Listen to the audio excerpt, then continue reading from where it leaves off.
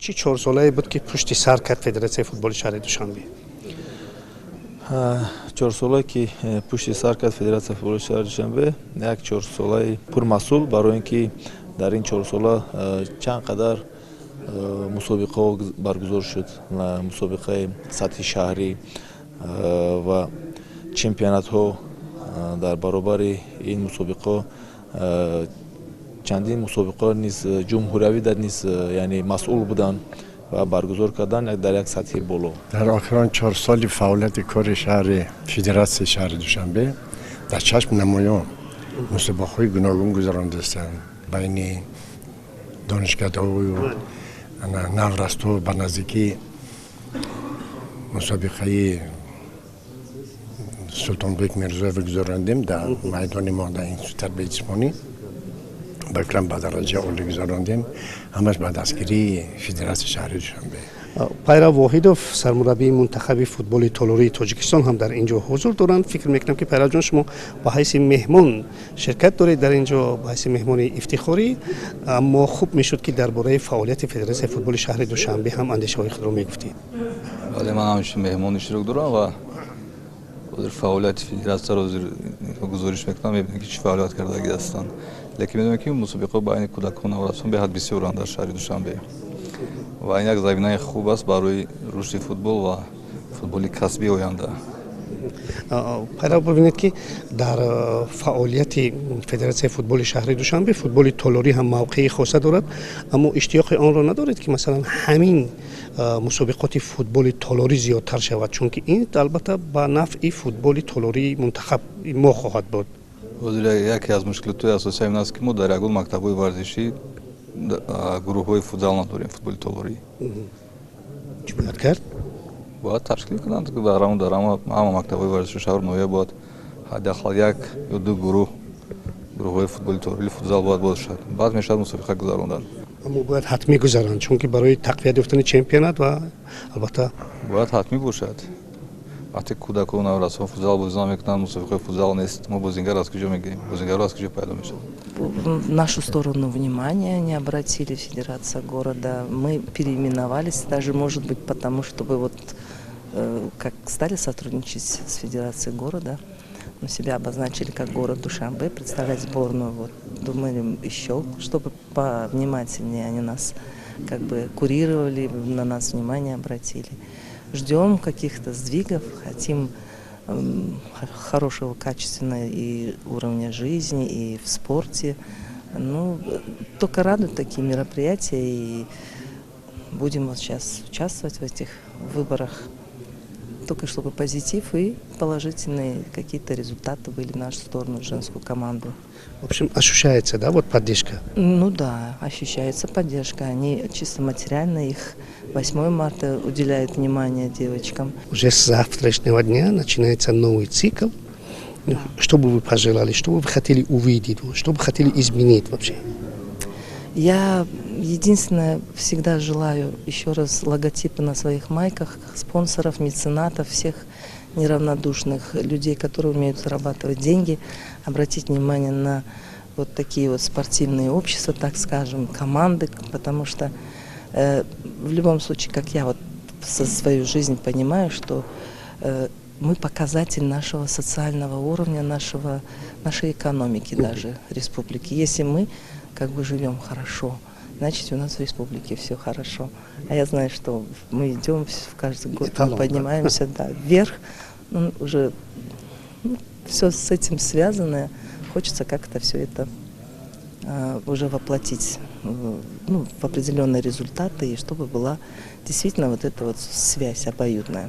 Мне, как работнику Федерации, за эти 4 года кажется, что самая большая похвала для сотрудников Федерации – это слова благодарности из уст непосредственных людей, с которыми мы непосредственно сотрудничаем. Это тренера, руководители спортивных школ и сами футболисты. Это слова благодарности, которые мы ценим превыше всего. Поэтому за эти 4 года своим главным достижением мы считаем увеличение количества турниров. Если в 2023, как вы знаете, турниры от 24 до 27, то в 2024 количество проведенных турниров достигло 38 штук.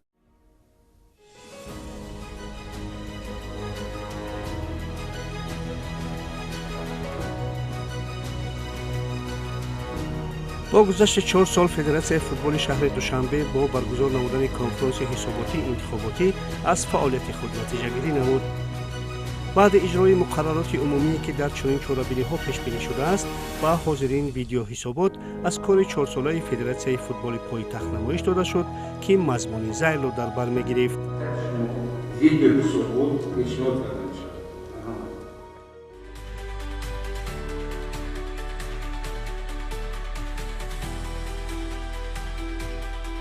طی 4 سال اخیر فدراسیون فوتبال شهر دوشنبه در عملی سازی هدف‌های دولت و حکومت کشور جهت رشد فوتبال در مملکت، دستگیری سیاست‌های ورزش پرورانه سرور دولت محترم امامعلی رحمان و تشبس‌های سازنده پرزیدنت فدراسیون فوتبال تاجیکستان، رئیس شهر دوشنبه محترم رستم امامعلی یک قطار کارها را به انجام رسانیده در رشد فوتبال در پایتخت مملکت سهم بارز گذاشته است. نخست باید ذکر کرد که در این مدت میدان ذخیروی اویتور شهر، میدان دانشکده تربیت جسمانی تاجیکستان و میدان ذخیروی ورزشگاه مرکزی شهر دوشنبه بازسازی شده با شرایط‌های زمانوی مطابق گردانیده شدند. شروع از سال 2021 شماره مسابقه‌های برگزار می‌شده در همه سن و سال‌ها به مراتب افزون گشت. مسلم است که افزایش این مسابقات و افزودن شماره دسته‌های اشتراکچی و شماره بازیگران مساعدت نمود.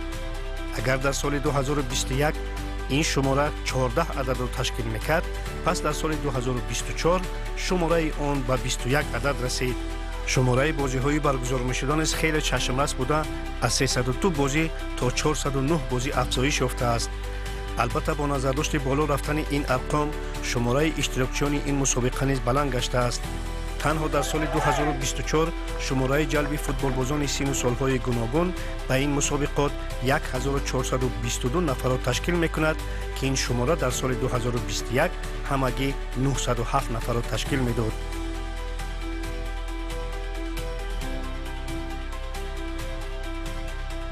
البته یکی از ویژگی‌های کار فدراسیون این برگزار نمودن مسابقه‌های گوناگون میباشد. مسابقه عنعنوی توپ چرمین همه ساله برگزار شده، در آن ده‌ها دسته‌ها و صدها نفر فوتبالبازان نوروز شرکت میکنند که به گفته متخصصین برگزاری آن زمینه مساعد برای پیدا نمودن چهره‌های نوی فوتبالی برای دسته‌های کلانسال مساعدت میکند.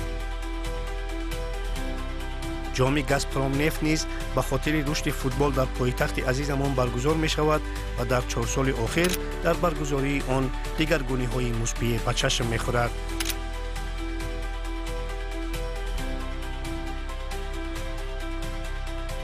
یکی از مسابقه‌های خاطرمانی که از جانب فدراسیون فوتبال شهر دوشنبه برگزار می شود، این بازی‌های خاطروی میان سابقه‌داران فوتبال وطنی می باشد. این مسابقه 10 نفر از سابقه‌داران و چهره‌های سرشناس فوتبالی را به هم آورده، هدف اصلی و اصولی آن تحکیم فوتبال، قدرشناسی از سابقه‌داران فوتبال و در این زمینه تربیت نمودن نسل جوان و بخشیدن تجربه به آنها می باشد.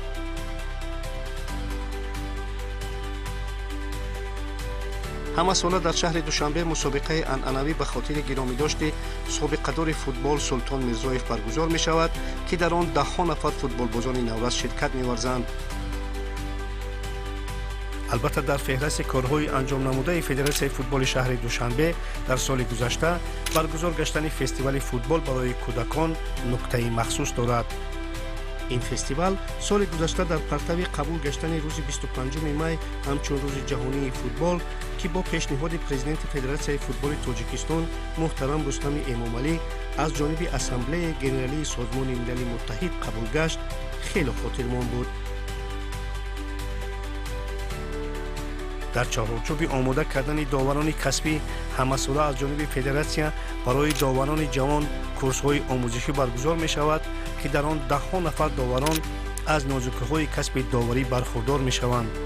боиси хурсандист ки курсҳои мазкурро доварони тоҷик, доварони дараҷаи байналмилалӣ гулмуроди саъдулло ва сайёдҷон зайниддинов баргузор карданд. бояд гуфт дастпарварони ин мактаби доварӣ на танҳо бозиҳои сатҳи мамлакат дар лигаҳои мухталиф балки бозиҳои дараҷаи байналмилалиро ҳам доварӣ мекунанд. яке аз махсусиятҳои кори федератсия ин дар ҳамоҳангӣ баргузор намудани мусобиқаҳои гуногун мебошад ки соли пор чунин мусобиқаҳо дар якҷоягӣ бо федератсияи футболи тоҷикистон ва кумитаи кор бо ҷавонон ва варзиши назди ҳукумати ҷумҳурии тоҷикистон баргузор карда шуд. дастаҳои иштирокии ин мусобиқаҳо бо сару либоси варзишӣ ва тӯб аз ҷониби федератсия таъмин карда мешаванд. саҳми муносиби федератсияи футболи шаҳри душанберо дар баргузор намудани футболи кӯдакон миёни мактабҳои варзишии шаҳр, мусобиқаи футбол миёни кӯчаву маҳаллаҳои шаҳри душанбе зикр кардан ҷоиз аст. федератсияи футболи пойтахт инчунин ба рушди футбол дар макотиби миёна аҳамияти хоса дода ҳамасола лоиҳаи футбол дар мактабро роҳандозӣ мекунад ки дар он духтарон низ ширкат мекунанд. яке аз ҷузъи дигари фаъолияти федератсия ин инкишофи футболи толорӣ дар пойтахт мебошад. дар ин чаҳорчӯб ҳамасола мусобиқаи лигаи донишҷӯён баргузор карда мешавад ки дар он дастаҳои донишгоҳу донишкадаҳои пойтахт ширкат меварзанд. албатта вазифаи асосии федератсия ин баргузор намудани чемпионатҳои шаҳри душанбе миёни синну солҳои гуногун, баргузор намудани чемпионати шаҳр оид ба футзал, суперҷом миёни дастаҳои лигаи дуюми пойтахт, чемпионати тоҷикистон миёни дастаҳои лигаи дуюм дар минтақаи душанбе, ҷоми шаҳрдорӣ оид ба футзал мебошад ки таи 4 соли ахир федератсия дар сатҳ ва сифати баланд ва муҳим аз ҳама аз рӯи принсипҳои варзишӣ ин ҳама чорабиниҳоро доир намуд. соли равон баргузории як қатор чорабиниҳои дигари варзишӣ, чемпионатҳои футболӣ миёни синну солҳои мухталиф дар минтақаи душанбе, ҷом ва бозиҳои хотиравӣ, баргузории мусобиқоти футболӣ дар кӯчаву маҳаллаҳо, мусобиқаи футболи толорӣ, пиёда кардани иқдомҳои кӯмакрасонӣ ба дастаҳои ҷавонону наврасон ва албатта бо шукӯҳу шаҳомати хоса баргузор намудани фестивали рӯзи ҷаҳонии футбол истодааст ки умед аст федератсияи футболи шаҳри душанбе дар якҷоягӣ бо дигар ниҳодҳои футболӣ ва албатта аҳли кормандони ҳирфавии худ ҳамаи онро дар сатҳи баланд баргузор хоҳанд кард.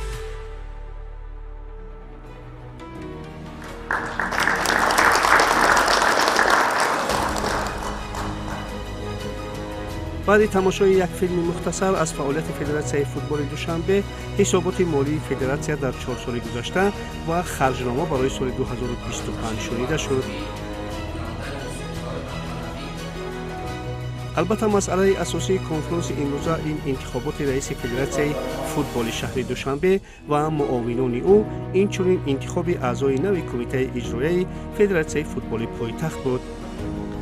қабл аз баррасии ин масъала чанд нафар аз кормандони федератсия ва собиқадорони футбол кори 4 солаи ин ниҳоди футболии шаҳри душанберо ба риштаи таҳлил кашида дар умум онро қаноатбахш ҳисобиданд.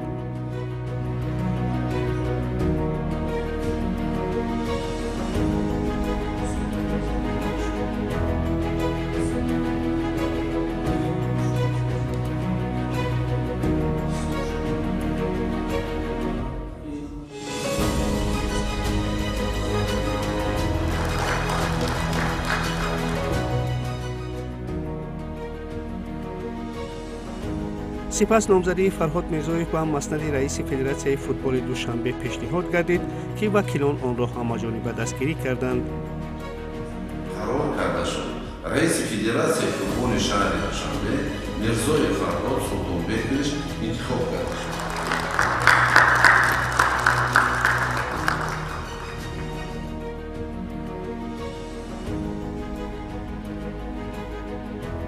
инчунин номзадии исо вафоев ба вазифаи муовини аввали раиси федератсияро низ вакилон ҷонибдорӣ намуданд.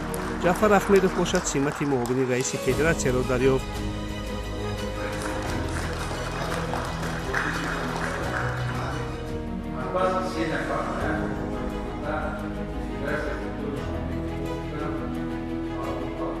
инчунин дар конференс аъзои нави кумитаи иҷроияи федератсияи футболи душанбе интихоб гардиданд.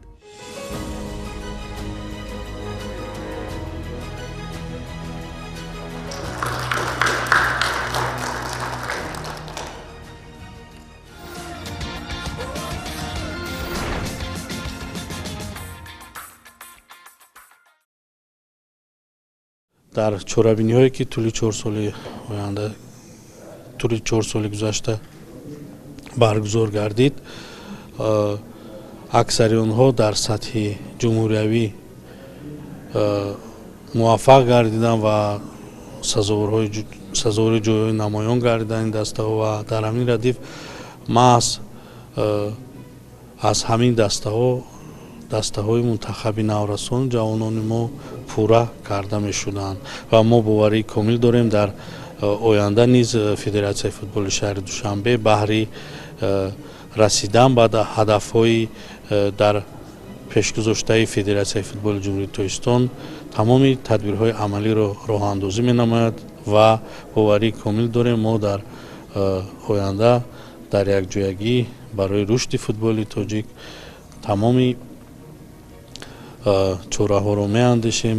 махсусан мо бояд аз гузашта дида бояд ҷиддитар ҷиҳати пешрафти футболи тоҷик муносибат намоем, зеро маҳз ташаббусу пешниҳодҳои президенти Федератсияи футболи Тоҷикистон муҳтарам Рустами Эмомалӣ буданд, ки рӯзи 25 май дар ҷаҳон ҳамчун рӯзи футбол мин баъд таҷлил мегардад ва дар ҳамин радиф мо бояд баҳри рушди футболи тоҷик тамоми чораҳоро андешем. Мы увеличили количество участников чемпионата Таджикистана по футболу среди команд второй лиги Душанбинской зоны и ежегодный зимне-весенний турнир Джоми Шардори, в котором в этом году и который в настоящее время проходит, принимает участие 12 команд. В этом году мы постарались, чтобы в турнире участвовали все спортивные школы города Душанбе и районов республиканского подчинения, что является нашей главной задачей в плане подготовки и перехода футболистов из юношеского футбола во взрослый футбол. Турнир проходит на очень высоком уровне, чему вы свидетели, и все тренера и директора школ очень довольны, потому что, как оказалось, если юноши не будут играть и взрослый футбол и не будет такой высокий уровень противостояния, то уровень их мастерства может быть чуть занижен. И как об этом еще раз повторял наш уважаемый президент Федерации футбола Таджикистана, уважаемый Рустами Эмомалӣ, без сильного соперничества никаких результатов высоких ни одна команда не может достичь. Поэтому в этом году мы постарались лучшие команды собрать из чемпионата Таджикистана среди команд второй лиги и представителей всех футбольных школ города и РРП.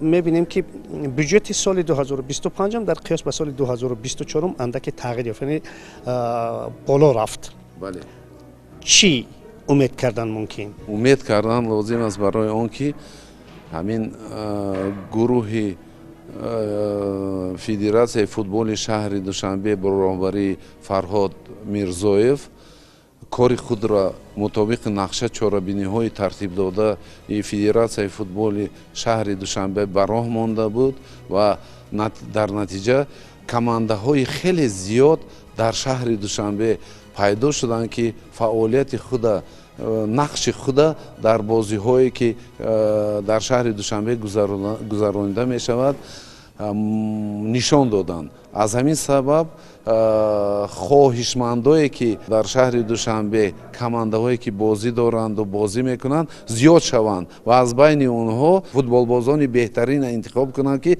дар командаҳои беҳтарини ҷумҳурӣ ҷаҳон иштирок кунанд.